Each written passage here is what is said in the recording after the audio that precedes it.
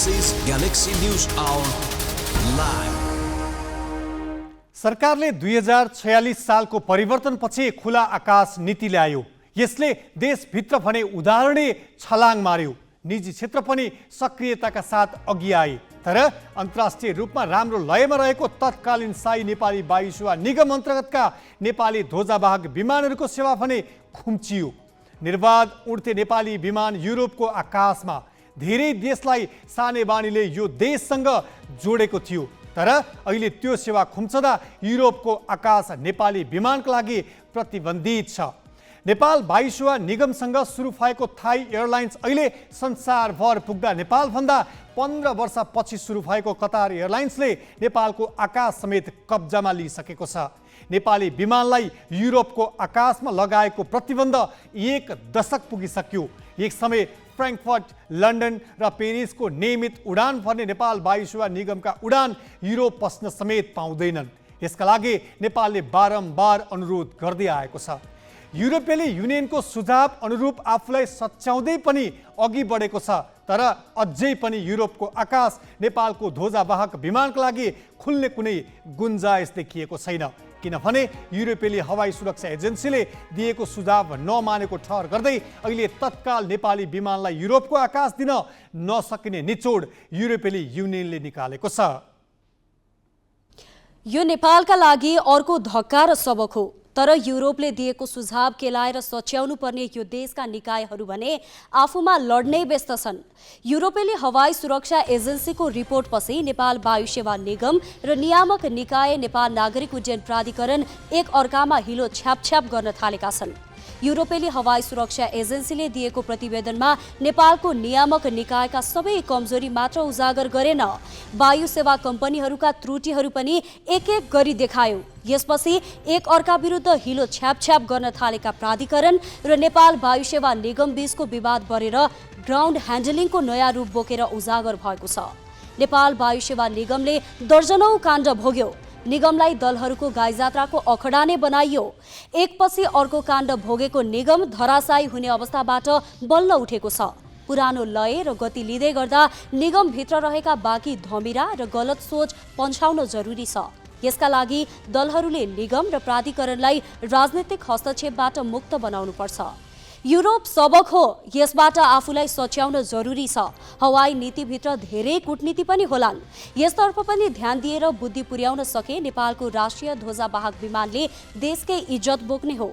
त्यसैले पनि दल र तिनका आउरे भाउरे र नजराना चढाएर हालीमुहाली गर्न खोज्ने बदनाम कर्मचारीको करतुतबाट निगम र प्राधिकरणलाई जोगाउनै पर्छ।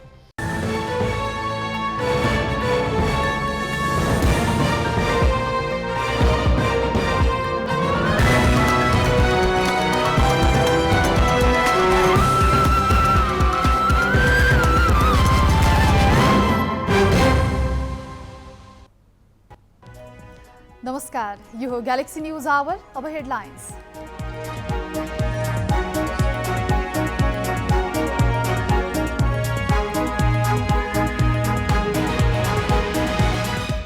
एनसेल शेयर खरिद बिक्री प्रकरणमा सरकारले छानबिन प्रक्रिया अगाडि बढायो। उच्च अदालत पाचनद्वारा खरिद बिक्री सम्बन्धमा अल्पकालीन आदेश जारी। समितिको औचित्यमाथि युवा नेताहरूको प्रश्न। नेपाली वायु सेवाका लागि युरोपको आकाश तत्काल नखुल्ने युरोपेली हवाई सुरक्षा एजेन्सीको सुझावपछि उड्डयन प्राधिकरण र वायु सेवा निगम बीच हिलो छ्यापाछ्याप, विवाद ग्राउन्ड ह्यान्डलिङसम्म पुग्यो। सरकारले आफूले मात्र बुझ्ने गरी व्याख्या गर्दा बजारबाट आलु प्याज हरायो। आयातित नभई घरमै उत्पादितमा पनि भ्याट लगाएपछि तरकारी बजारहरू आलु प्याज विहीन बन्यो। इजरायलद्वारा गाजाको उत्तरी र दक्षिणी क्षेत्रमा आक्रमण जारी। खाद्यान्नको चरम अभाव। अक्टोबर 7 यता जारी युद्धका क्रममा गाजामा मात्रै 17,000 बढीको मृत्यु। र नेपाल सुपर लिग एनएसएलमा लुम्बिनी बुटवल एफसीले एफसी चितवनलाई 1-1 गोलको बराबरीमा रोक्यो। चितवनले दोस्रो स्थानमा उक्लने मौका गुमायो।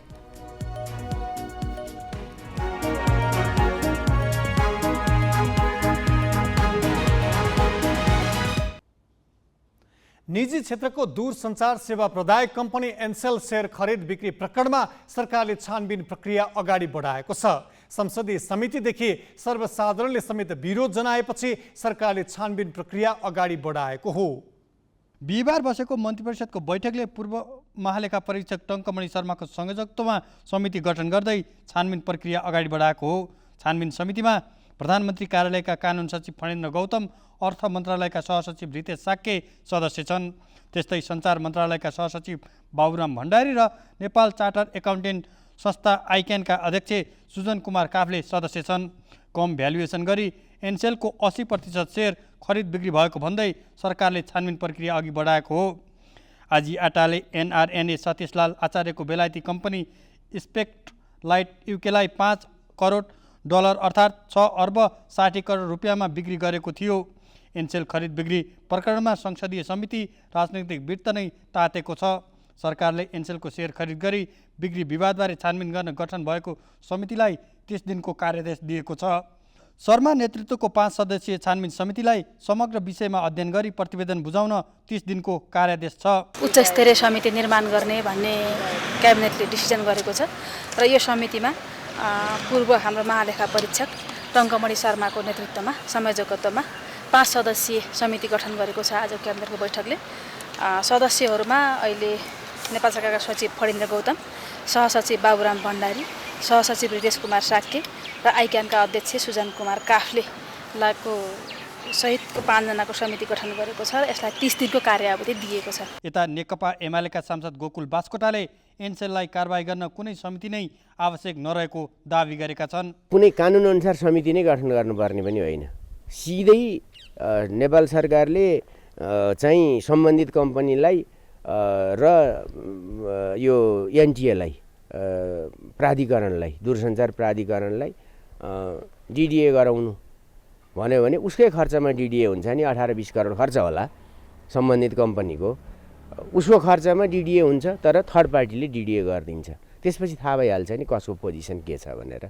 त्यहाँ त कुनै इन्फ्लुएन्सको कुरा त छैन, विश्वसनीय इन्टरनेसनल कम्पनीलाई गराउने कुरा हुन्छ। त्यो अन्तर्राष्ट्रिय रूपमा रेक्टिफाई भएका कम्पनीहरूले गर्छन् त्यस्तो काम, अरू जसले पाए त्यसले पनि गर्दैन, मान्यता पनि हुँदैन त्यसको। त्यसो हुँदाखेरि ट्रान्सपारेन्ट गर्दा सकिन्छ। उता एनसेलको सेयर खरिद बिक्री रोक्न उच्च अदालत पाटनले अल्पकालीन अन्तरिम आदेश जारी गरेको छ। गोकुल बहादुर रोकायाले दायर गरेको रिट निवेदनमाथि सुनवाई गर्दै उच्च अदालत पाटनका न्यायाधीश पुरुषोत्तम प्रसाद ढकालको इजलासले कम्पनी रजिस्ट्रारको कार्यालय त्रिपुरेश्वर लगायतलाई एनसेलको सेयर बिक्री रोक्नका लागि अल्पकालीन अन्तरिम आदेश जारी गरेको हो। अन्तरिम आदेशका लागि दुवै पक्षलाई उच्च अदालत पाटनले मङ्सिर 25 गते बोलाएको छ। यस्तै सत्तारूढ नेपाली कङ्ग्रेसका महामन्त्री गगन थापाले एनसेल प्रकरणमा भएको अनियमितता रोक्न सरकार, सडक, संसद सबै ठाउँमा सङ्घर्ष गर्न आह्वान गरेका छन्। उनले सरकारले छानबिन समिति बनायो भनेर ढुक्क हुने अवस्था नरहेको दाबी गरेका छन्। महामन्त्री थापाले राजनीतिक र प्रशासनिक नेतृत्वमध्ये कसैको साथ वा आश्वासन नपाई कसैले पनि यति ठुलो अनियमितता गर्ने हिम्मत गर्नै नसक्ने दाबी गर्दै कानुनको छिद्र प्रयोग गरेर अनियमितता गरेको आरोप लगाएका छन्। उनले यो प्रकरणमा जोसुकै जुनसुकै तह, ओहदा र पार्टीको जस्तोसुकै प्रभावशाली व्यक्ति संलग्न भएको भए पनि छानबिन गरेर कारबाहीको दायरामा ल्याउनु पर्ने समेत बताएका छन्। अङ्ग्रास नेउपाने, ग्यालेक्सी फोके, काठमाडौँ। सभामुख देवराज घिमिरेले एनसेलको सेयर खरिद बिक्री प्रकरण रहस्यमय बनेको बताएका छन्। बिहिबार अखिल नेपाल राष्ट्रिय स्वतन्त्र विद्यार्थी युनियनले एनसेलको विषयमा बुझाएको ज्ञापन पत्र ग्रहण गर्दै यो प्रकरण अध्ययन अनुसन्धान गर्नै पर्ने रूपमा बाहिर आएको बताए। उनले संसदले एनसेल खरिद बिक्री प्रकरणलाई जिम्मेवारीका साथ चासो लिएर अघि बढाइरहेको बताए। एनसेलले चाहिँ न्युजमा आफ्नो सेयर बिक्री गर्दैछ भन्ने बाहिर आयो। त्यति बेलै पनि मैले सार्वजनिक ढङ्गबाट प्रतिक्रियाहरू बाहिर दिएको थिएँ। त्यति बेला मैले भनेको के थियो भनेदेखि नेपालको लगानीको वातावरण राम्रो हुँदै आइरहेको छ र एनसेलको पनि अब मुनाफाहरू अझ राम्रो भन्दै आइरहेछ र यसलाई बिक्री गर्ने भन्दा पनि अझ धेरै मुनाफा लिएर जाने गरेको वातावरण बनाउनुहोस् र अरू पनि लगानीकर्ताहरू यसरी आकर्षित हुनुपर्छ अथवा हामी त्यो व्यवस्थामा गइरहेछौँ भनेर मैले भनेको थिएँ। तर त्यसको ठ्याक्कै भोलिपल्टै त्यो मैले बोलेको भोलिपल्टै र 3 दिनकै बिचमा चाहिँ तपाईँहरूले उठाउनु भएको अथवा बाहिर आइरहेको जे कुराहरू आएछ यो कुरा आउँदाखेरि यो अलिक रहस्यको र अलिक अध्ययन अनुसन्धान गर्नै पर्ने खालको विषयहरूबाट बाहिर आइरहेको छ। यसमा जसरी अरूको चासो गइरहेको छ संसदको पनि त्यत्तिकै अझ त्योभन्दा जिम्मेदारीका साथ चासो अगाडि बढेको कुराहरू म तपाईँलाई राख्न चाहन्छु। म म आफैलाई त तुरुन्तै यो आउने बित्तिकै यो के हो कसो हो किन लगानी फिर्ता भन्दा पनि बेच्न खोजिरहेको छ भन्ने आएको थियो। बेच्दाखेरि पनि अलिकति यस्तो खालको आइरहेको छ। यसलाई लिएर हाम्रो संसद अहिले स्थगन छ र संसद स्थगन हुँदाखेरि पनि यसका संसदीय समितिहरू क्रियाशील ढङ्गबाट चलिरहेका छन् र यसमा पनि अब 2टा संसदीय समितिहरूले यसलाई छलफलका विषयहरू बनाएर तुरुन्तै किन मिटिङ बैठकहरू गरेर अब सरकारलाई स्पष्टीकरणको लागि माग गर्ने र त्योभन्दा अगाडि यसको कारबाहीहरूलाई रोक्ने आदि गरेका कुराहरू निर्णय गरेर पनि गतिविधिहरू संसदीय समितिहरू मार्फत पनि भइरहेका छन्। र यस्तो बेलामा अब अन्रासोबीले जे कदमहरू चालिरहेको छ त्यसलाई मैले धेरै भन्नु छैन, तर सीमहरू डढाउने भन्नाले नष्टै गर्ने तहको जे कुराहरू सुन्यो यस्तो कुराहरू गर्दाखेरि त्यसको सम्पत्ति पनि क्षति हुन पुग्छ तत्कालै। मेरो निजी विचारमा यी खालका कुराहरूलाई चाहिँ अलिकति पर्खेर यसको छानबिन हुन जाओस्, यसको निष्कर्ष पुग्न पाओस् र निष्कर्षमा पुगिसक्दाखेरि के गर्नुपर्छ, किनभने यसको क्षति भौतिक क्षति अहिले नहुने गरिकन तपाईँहरूले कार्यक्रमलाई अगाडि बढाउनु राम्रो हुन्छ। अब जहाँसम्म सरकारको संलग्नताको कुराहरू र अब संसदीय भूमिका यसको हुन सकोस्, पार्लियामेन्टमा चाहिँ यो छानबिनहरू गरोस् भन्ने कुराहरू, यी कुराहरूका अब एउटा गम्भीर विषय हो। राष्ट्रको हितमा, राष्ट्रिय अर्थतन्त्रलाई दह्रो बनाउने सन्दर्भमा, नेपालमा लगानी भित्र्याएर अथवा लगानीलाई राष्ट्रको हितमा प्रयोग गर्ने सन्दर्भमा जे जति कामहरू गर्न सकिन्छ गर्नुपर्छ, गर्नुपर्ने एउटा दायित्व हामीसँग छ, त्यसप्रति हामी र म व्यक्तिगत रूपबाट सचेत छु। अब केही न्यूज संक्षेपमा। पोर्चुगलका लागि प्रस्तावित आवासीय राजदूत र सर्वोच्च अदालतका लागि सिफारिस 6 जना न्यायाधीशहरू विरुद्ध 11वटा उजुरी परेको छ।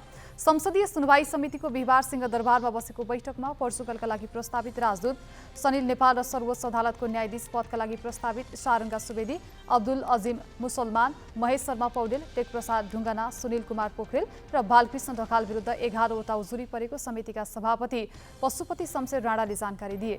बैठकमा समितिका सदस्यहरूलाई सो उजुरी र प्रस्तावित राजदूत तथा सर्वोच्च अदालतका प्रस्तावित न्यायाधीशहरूको कार्ययोजना पनि अध्ययनका लागि वितरण गरिएको छ। पोर्चुगलका लागि प्रस्तावित राजदूत र सर्वोच्च अदालतका प्रस्तावित 6 जना न्यायाधीशहरूको उजुरी र कार्ययोजना अध्ययनका लागि समितिका सदस्यहरूलाई वितरण गरिएको पनि समितिका सभापति राणाले बताए। संसदीय सुनवाई समितिले गत मङ्सिर 9 गते बसेको बैठकले पोर्चुगलका लागि प्रस्तावित राजदूत र सर्वोच्च अदालतका लागि प्रस्तावित 6 जना न्यायाधीश विरुद्ध उजुरी आह्वान गरेको थियो। संसदीय सुनवाई समितिले प्रस्तावित राजदूत र सर्वोच्च अदालतका प्रस्तावित न्यायाधीशहरूको नाम अनुमोदन गरेपछि राष्ट्रपतिले नियुक्त गर्ने संवैधानिक व्यवस्था रहेको छ। समितिको बैठक मङ्सिर 22 गते अपराह्न 2:30 बजेका लागि बोलाइएको छ। नेपालबाट चोरी भई अमेरिका पुर्याइएका ऐतिहासिक पुरातात्विक महत्त्वका 2 कलात्मक वस्तु फिर्ता भएका छन्।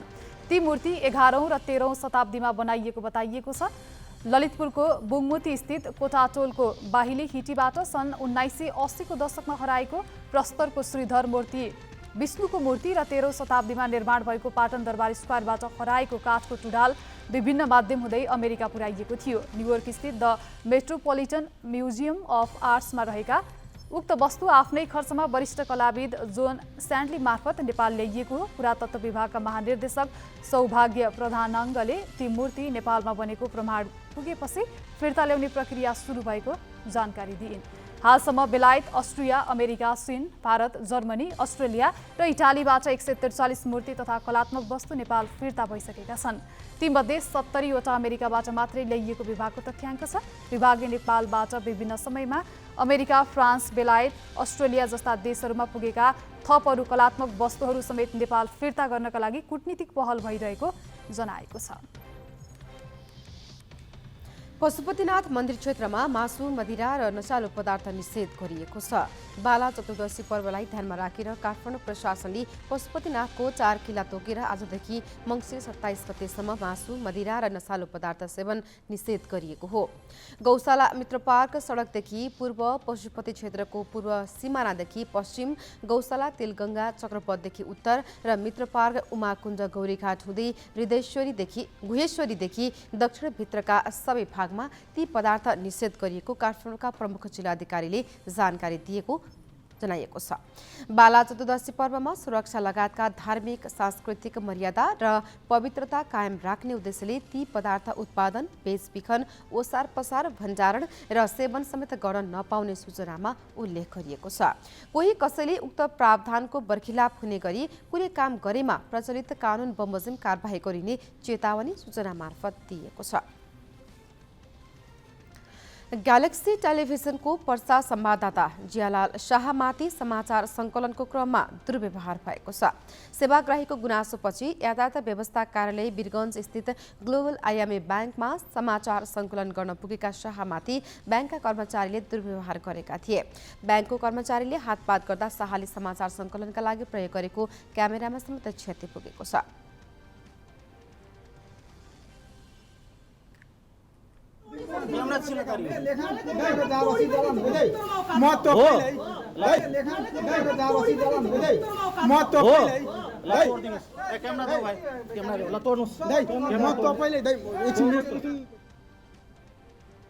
समाचार सङ्कलन गर्न गएका ग्यालेक्सीका संवाददातामाथि भएको दुर्व्यवहार सञ्चार सम्बद्ध संस्थाहरूले भर्त्सना गरेका छन्। यस विषयमा ग्यालेक्सी टेलिभिजनको ध्यानाकर्षण भएको छ।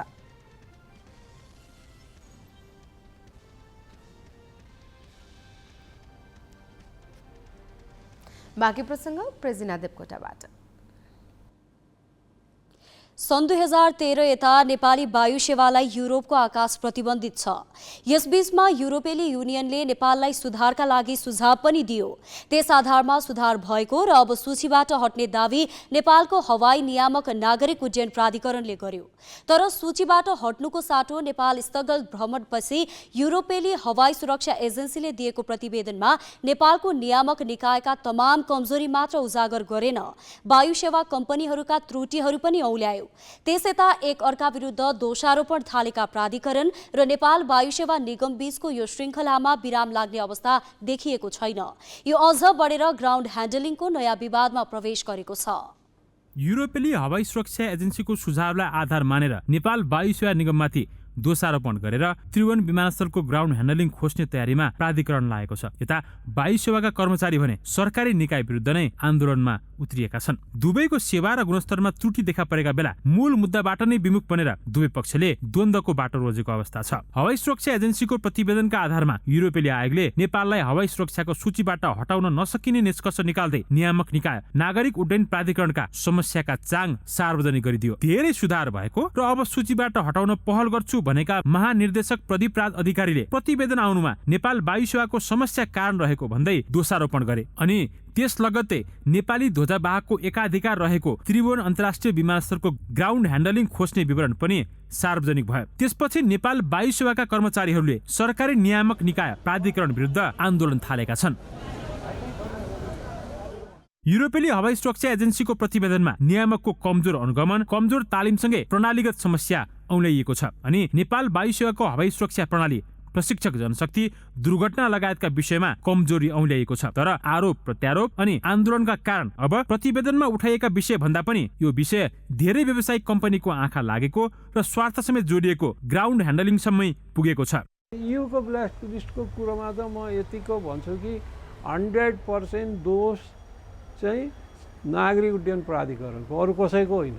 किन उसँग सफिसियन्ट म्यान पावर छैन मोनिटर गर्नलाई, उसँग छैन। उसको काम के हो, ऊ चाहिँ अब सरकारी निकाय हो र उसले चाहिँ सिर्फ अरू कुरोमा दाहिने बायाँ जुन अभाइलेबल फेसिलिटी त्यसमा जाने, मेन काम नगर्ने। अडिट गर न, गतिलोसँग अडिट गर त कसले रोकेको छ? फल्ट निकाल न, यु आउनुभन्दा अगाडि अडिट गर। त्यस्तो राम्रो काम गर्न सक्यो भने मेरो त्यसमा कुनै अब्जेक्सन हुँदैन। मैले अब्जेक्सन गरेर हुनेवाला पनि केही छैन। तर के भने त्यो शुद्ध मनले काम भएको हुनुपर्छ नि त। यहाँ शुद्ध मन छैन नि त। यहाँ त काम किन भइरहेछ भन्दाखेरि कमिसनको चक्कर हो। कुन चाहिँ एउटा एयरलाइनलाई दिन लागेको हो, त्यससँग कति मोटा रकम आउँछ, त्यसको कारण चाहिँ यो भएको। नेपाल एयरलाइन्सबाट त केही पाउँदैन नि।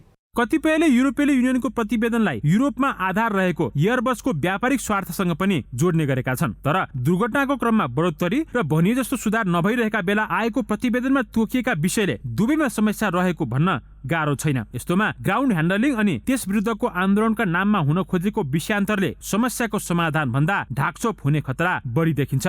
यो सम्पूर्ण नेपालका एयरलाइन्सहरूलाई तपाईँको रेगुलेट गर्ने कारणले सिभिल एभिएसन अथोरिटीले पनि कुन कुन क्षेत्रमा त्रुटिहरू छन्, अन्तर्राष्ट्रिय सङ्गठनले देखाएका जति पनि समस्याहरू छन् त्यसको समाधान गर्नको लागि आफ्ना कार्यचित्रहरू, एक्सन प्लानहरू, त्यसै गरी युरोपियन युनियनले देखाएका समस्याहरूलाई समाधान गर्नको लागि आफ्नो एक्सन प्लानहरू बनाउँदै अगाडि बढ्ने र नेपाल एयरलाइन्समा पनि समस्या छ भने उसले पनि ती समस्या हटाउनुपर्छ। तर यद्यपि एक आपसमा आरोप प्रत्यारोप गरेर हामी कुनै पनि पुग्दैन। कम्पिटिसन दिन सक्छ, तर यो युरोपियन युनियन एयर सेफ्टीको कारणले गर्दा ग्राउन्डले हटाउने भन्ने कुरा चाहिँ गलत हो।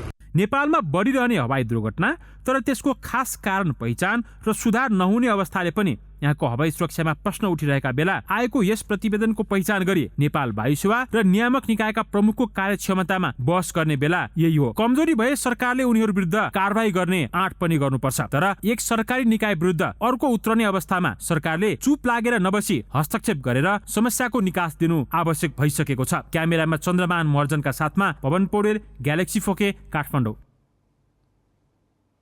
ग्यालेक्सी संवाददाता पवन पौडेलले नेपाल नागरिक उड्डयन प्राधिकरणका पूर्व महानिर्देशक रतीश चन्द्रलाल सुमनलाई युरोपेली युनियनको प्रतिवेदनपछि प्राधिकरण र नेपाल एयरलाइन्स बीच देखिएको विवादमा को कति दोषी देखिन्छन् भनेर सोधेका छन्। त्रुटि देखाइसकेपछि सर्भिस प्रोभाइडरमा त्रुटि हुने सम्भावना बढी हुन्छ एउटा पार्ट्समा, किनभने उसले जुन ग्रास रुट देखाएको छ कि इन्सपेक्टरको क्षमता भएन, सहायक इन्सपेक्टरको क्षमता भएन, उसले ट्रेनिङमा त्यो कुराहरू उठाएको छ। यसको मतलब के छ भने कि हो यदि जाँचकी नै राम्रो छैन भनेपछि उसले जसलाई जाँच छ त्यहाँ चाहिँ उसको भिजिलेन्स पुग्दैन। नेपालमा के छ भने ग्राउन्ड ह्यान्डलिङ पनि अलिकति महँगो छ, चर्को छ भनेर पनि थुप्रो एयरलाइन्सहरूले अल्टिमेटली त्यो के हो भने मार पेसेन्जरमा पर्ने हो। एयरलाइन्सले आफ्नो तर्फबाट खर्च गरेर ग्राउन्ड ह्यान्डलिङ चर्को भनेर भन्दैन। त्यस कारणले तपाईँको अर्को मार तपाईँको पेसेन्जर पर्ने हो, नेपाली एज वेल एज टुरिस्टलाई पर्ने हो। त यो कुरालाई कम्पिटेटिभ बनाउनुपर्छ भनेर आज मात्रै लागेको छैन, यो वर्षौँदेखि लागिरहेछ। हाम्रो पालामा पनि थियो, हामीले पनि लागेको र कोसिस पनि गरे हो नेपाली एयरलाइन्सले। अब अर्को पार्ट्समा तपाईँलाई भन्छु, नेपाल एयरलाइन्सले के भन्छ कि ग्राउन्ड ह्यान्डलिङमा मेरो त्रुटि छैन, मलाई आइएटाको मैले सर्टिफिकेसन्स पाएको छु, आइएटाको सर्टिफिकेसन्स पाउँछु। क्यानको त्यत्रो प्रब्लम देखाएको छ, क्यानले चाहिँ आफ्नो प्रब्लमबाट स्किप हुनुको लागि हाम्रो यो चाहिँ हामीले यत्रो समयदेखि गरिरहेको चिजमा हात हालेर आफू मुक्त हुन खोज्यो। यो आरोप प्रत्यारोपकोले गर्दाखेरि तपाईँको कुनै राम्रो रिजल्ट निस्किन्छ भन्ने कुरा छैन। यो मलाई लाग्छ कि समय एउटै पर्यो होइन, तर मलाई लाग्दैन महानिर्देशकले वा क्यानले यो भनेको छ कि युमा यसको राम्रो आएन युको अडिटमा, त्यस कारणले यसको ग्राउन्ड ह्यान्डलिङ म निकाल्छु भनेर उसले भनेको छैन। क्यानले के भनेको छ, दुइटै अलग अलग पार्टहरू हुन्। क्यानले सबभन्दा पहिले के छ भने एउटा ग्राउन्ड ह्यान्डलिङको कुरा गरौँ। त ग्राउन्ड ह्यान्डलिङको कुरा गर्दाखेरि आइक्यूले के भन्छ भने कम्पिटेटिभ हुनुपर्छ। कम्पिटेटिभ भनेको कमसेकम दुईवटा त हुनै पर्यो, अनि न कम्पिटिसन हुन्छ। त कम्पिटिसन भइसकेपछि दुईवटा कुरा हुन्छ, त्यसको रिजल्टमा दुईवटा कुरा आउँछ। एउटा क्वालिटीमा इन्हान्स हुन्छ, किनभने कम्पिटिसन छ नि, क्वालिटी अफ वर्क यदि राम्रो गरेन भने जसले राम्रो क्वालिटीमा दिइरहेछ त्यस कारण जान्छ। अर्को कुरा के हुन्छ भने कम्पिटिसन छ भने तपाईँको सस्तोमा आउँछ, सस्तोमा तपाईँको ग्राउन्ड ह्यान्डलिङको प्राइस घट्ला।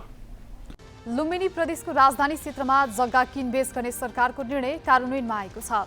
किताकाट नहुने गरी प्रदेश सरकार मन्त्री परिषदको कार्तिक 1 गते बसेको बैठकले जग्गा किनबेचका लागि फुकुवा गर्ने निर्णय गरेको थियो। सो निर्णयका आधारमा आजदेखि किनबेचका लागि फुकुवा भएको मालपोत कार्यालय लमहीले सार्वजनिक सूचना जारी गरेर जानकारी गराएको छ।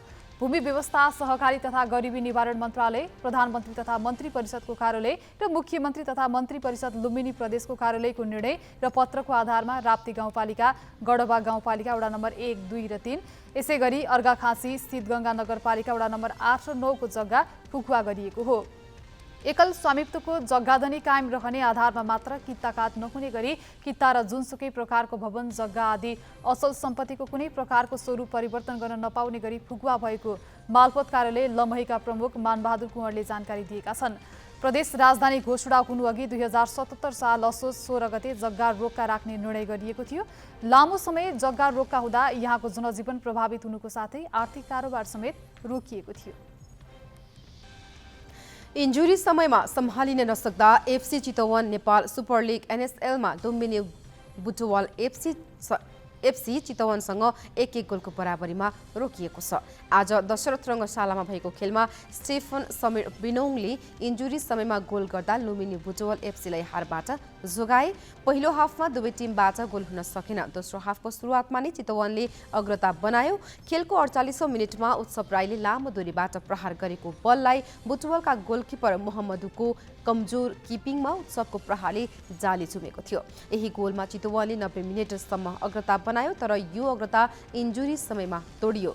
जब मणिकुमार लामाले खेलेको लामो पासमा विशाल श्रेष्ठ, मार्को इभानोभिच र छिरिङ गुरुङको तालमेल नमिल्दा गोल भयो। तीनै खेलाडी बल क्लियर गर्न एक अर्कालाई कुर्दा बिनोङले मौकाको फाइदा उठाउँदै खाली पोस्टमा गोल गरे।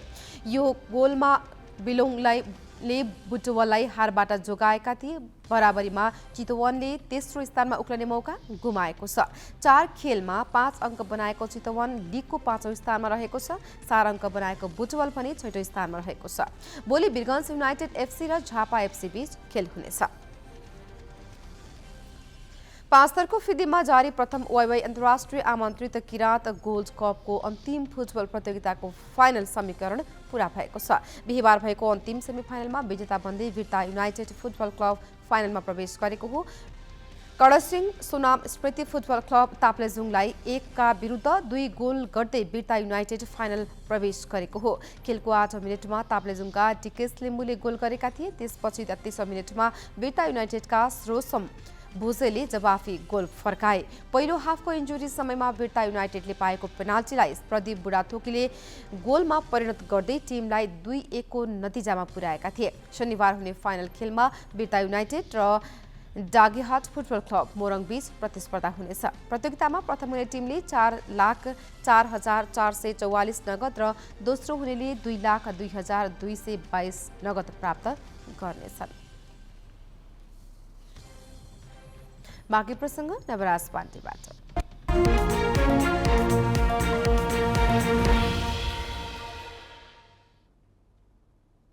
सरकारले आफूले मात्र बुझ्ने गरी व्याख्या गर्दै अहिले बजारबाट आलु प्याज हराएको छ।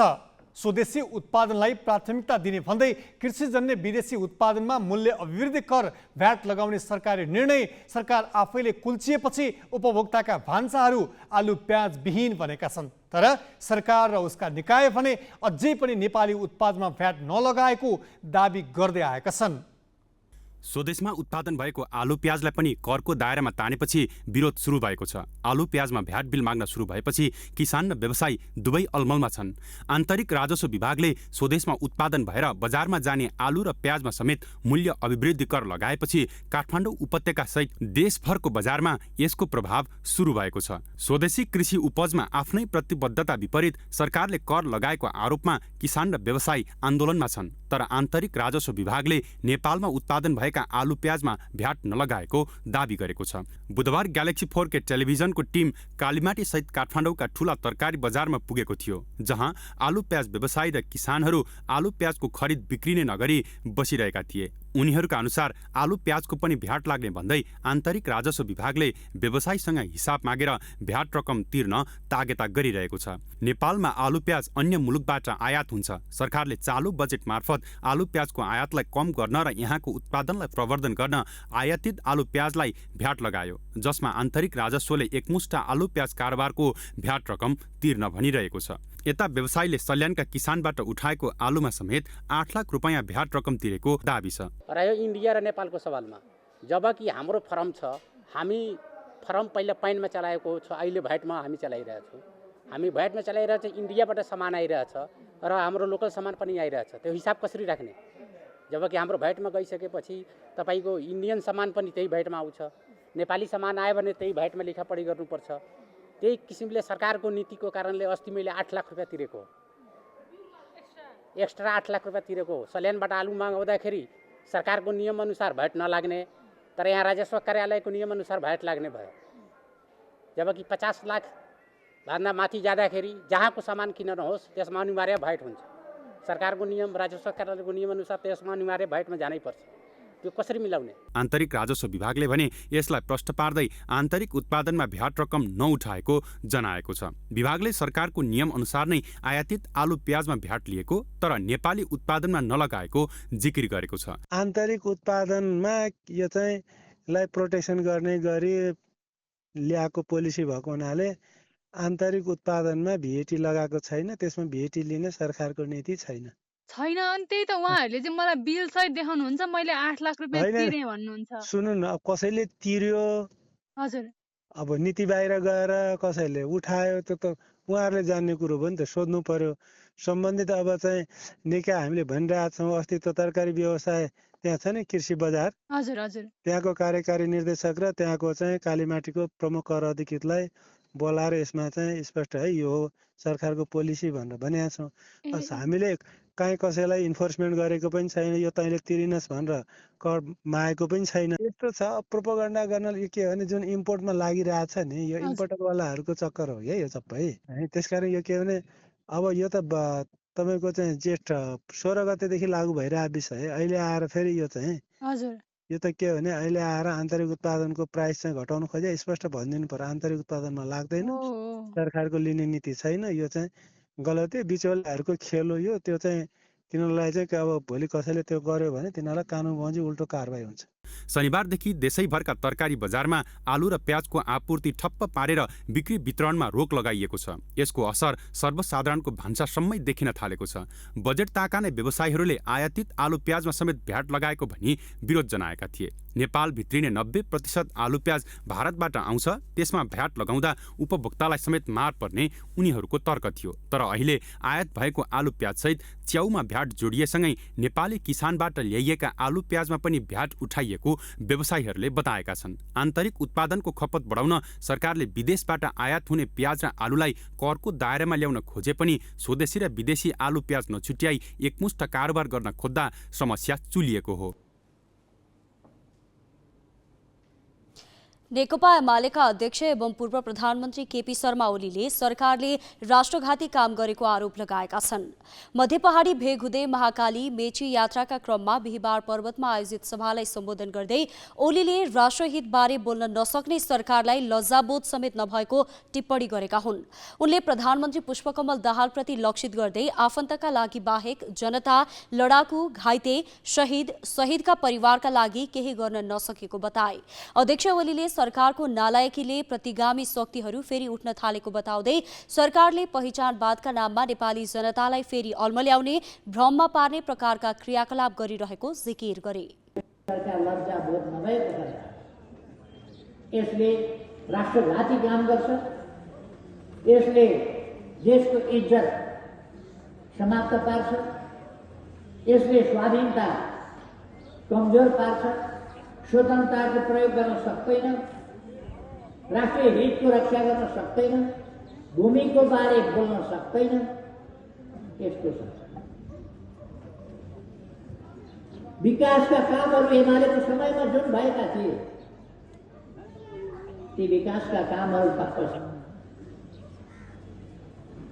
तैपनि यस्तो सरकार चलिरहेको अथवा सरकार हो भनेर बसिरहेको छ, चल्न त के चल्न बसिरहेको छ। ललितपुर महानगरपालिकाका प्रमुख चिरीबाबु महर्जनले काठमाडौँ उपत्यकाको फोहोर अझैसम्म दीर्घकालीन रूपमा समाधान हुन नसकेको बताएका छन्। प्रमुख महर्जनले फोहोर व्यवस्थापन काम चलाउ मात्रै भएको हुँदा जुनसुकै बेला फोहोर व्यवस्थापन गर्ने स्थल सिस्टोल क्षेत्रमा रोकिन सक्ने बताएका हुन्। हाल काठमाडौँ उपत्यकाका 2वटा महानगरपालिका र 16वटा नगरपालिकाको फोहोर धादिङको बन्चरे डाँडा ल्यान्डफिल साइटमा फाल्ने गरिएको छ। त्यहाँ दैनिक लगभग 1200 मेट्रिक टन फोहोर फाल्ने गरिएको छ। त्यहाँ फाल्ने फोहोर मध्ये 65% काठमाडौँ महानगरपालिका र 19%सम्म ललितपुरको हुने गरेको मेयर महर्जनको भनाइ छ। फोहोर व्यवस्थापन एकदमै मार्जिनल टाइपले भइरहेछ। भरे पनि रोकिन सक्छ, भोलि पनि रोकिन सक्छ। जस्ट यो चाहिँ काम चलाउको रूपमा भइरहेछ। यसलाई चाहिँ दिगोपन दिनुपर्छ। अहिलेको फोहोरको व्यवस्थापन कहिलेसम्म भन्ने प्रश्न निकै गौण छ। अब यसमा चाहिँ काठमाडौँ उपत्यकाभित्र 2 महानगरपालिका, त्यसपछि 16वटा नगरपालिकाहरू छन्। लगभग यो 18वटा नगरपालिकाको कसैको बढी कसैको थोरै फोहोर चाहिँ त्यहाँ जाने गरेको छ। अहिले चाहिँ बन्सलीधारामा जाने गरेको छ। सुदूरपश्चिम र कर्णाली प्रदेशको ऊर्जा समृद्धिसँग जोडिएको अर्ध जलाशययुक्त बेतन कर्णाली जलविद्युत आयोजना अलपत्र बनेको छ। 439 मेगावाट क्षमताको यो आयोजना निर्माणको तयारीको लागि 65 करोड भन्दा बढी खर्च भइसकेको छ। तर पूर्व तयारीको लागि केही पूर्वाधार निर्माण बाहेक कुनै काम अगाडि बढेको छैन। मुआवजा वितरणमा पनि प्रभावित क्षेत्रका बासिन्दाले असन्तुष्टि जनाएका छन्।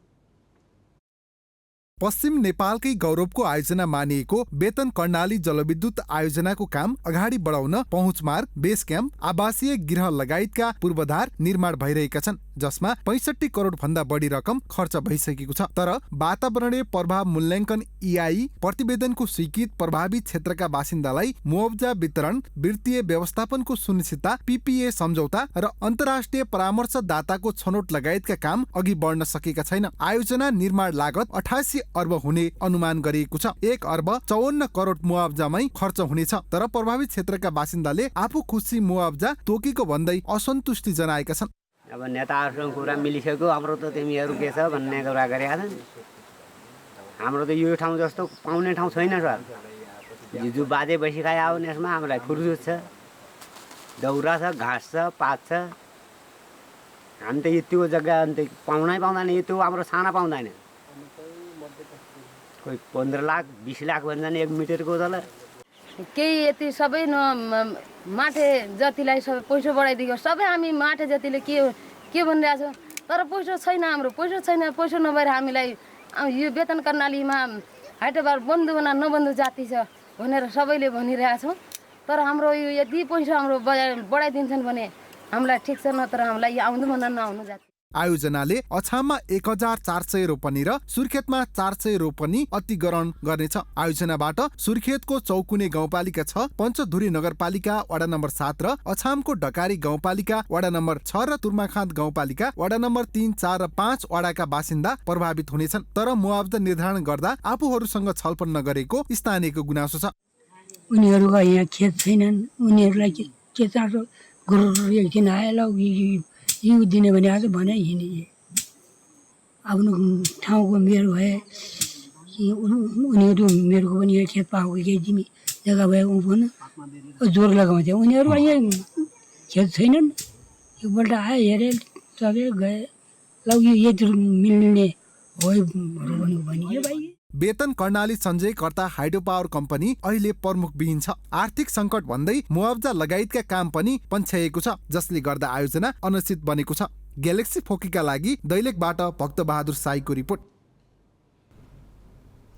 हामी ग्यालेक्सी न्युज आवरको अन्त्यमा छौँ। जाँदा जाँदै हेडलाइन्स।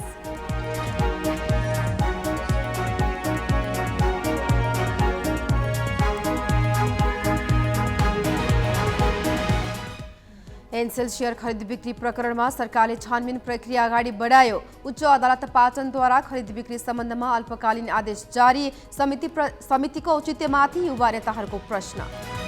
नेपाली वायु सेवाका लागि युरोपको आकाश तत्काल नखुल्ने युरोपेली हवाई सुरक्षा एजेन्सीको सुझावपछि उड्डयन प्राधिकरण र वायु सेवा निगम बीच हिलो छ्यापाछ्याप, विवाद ग्राउन्ड ह्यान्डलिङसम्म पुग्यो। सरकारले आफूले मात्र बुझ्ने गरी व्याख्या गर्दा बजारबाट आलु प्याज हरायो। आयातित नभई घरमै उत्पादितमा पनि भ्याट लगाएपछि तरकारी बजारहरू आलु प्याज विहीन बन्यो। इजरायलद्वारा गाजाको उत्तरी र दक्षिणी क्षेत्रमा आक्रमण जारी। खाद्यान्नको चरम अभाव। अक्टोबर 7 यता जारी युद्धका क्रममा गाजामा मात्रै 17,000 बढीको मृत्यु। र नेपाल सुपर लिग NSLमा लुम्बिनी बुटवल एफसीले FC चितवनलाई 1-1 गोलको बराबरीमा रोक्यो। चितवनले दोस्रो स्थानमा उक्लने मौका गुमायो।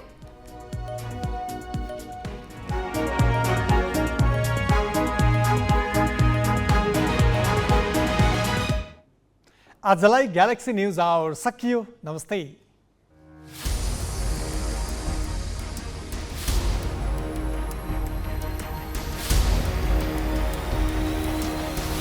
This is Galaxy News Hour Live.